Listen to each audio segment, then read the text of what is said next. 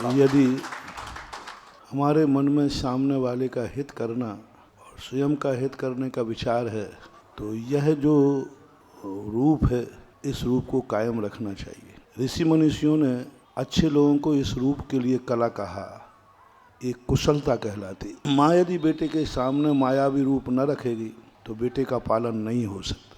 बेटे के सामने अभिनय करना पड़ता है, उसे झूठ बोलना पड़ता है। अब बेटा उस वस्तु मांग रहा है जो नुकसानदायक है तो माँ को कहना ही पड़ता है बाबा ले गया।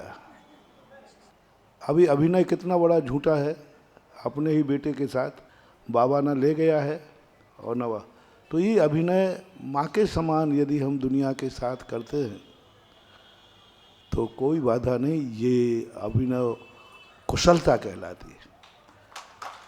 और इस कुशलता के बिना कोई व्यक्ति जी ही नहीं सकता, क्योंकि इस संसार में नाना प्रकार के लोग हैं। यदि इनको ओरिजिनलिटी करके सिखाया जाए तो इतने अज्ञानी हैं कि ये नहीं समझेंगे। बालक को समझाया जाए बेटा ये चीज़ नुकसानदायक है, वो नहीं मानेगा, समझने को तैयार नहीं है। उसे किसी न किसी रूप में अभिनय करके और उसको गुमराह करना ही पड़ेगा। दूसरी बात, जब अध्यात्म की शैली से दृष्टिकोण अपनाते हैं तो व्यक्ति अपने आप को एक नाटक का रूप लेना चाहिए। संसार एक रंगमंच है और व्यक्ति को यहाँ नाना प्रकार के रंगमंच खेलना है। तुरंत आ गया पिताजी तो उसको पैर छूना है, तुरंत बेटा आ गया तो उसे आशीर्वाद देना है। यदि वो तुरंत दोनों रूप न कर पाएगा, ना तो पिता के पैर छू पाएगा, ना बेटे को आशीर्वाद दे पाएगा।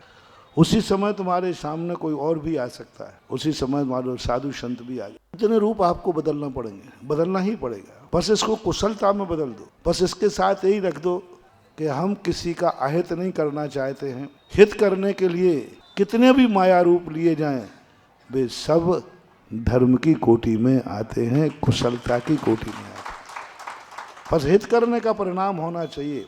यदि मैं यहाँ सत्य रूप प्रकट करता हूँ तो दोनों को नुकसान है, और यदि मैं यहाँ मायावी रूप प्रकट करता हूँ तो दोनों को लाभ है। बस ये ध्यान में रख लिया जाए, फिर कोई चीज़ के अभिनय आदि गलत नहीं होते हैं, क्योंकि इनके बिना संसार चल नहीं सकता है, ऐसा माना।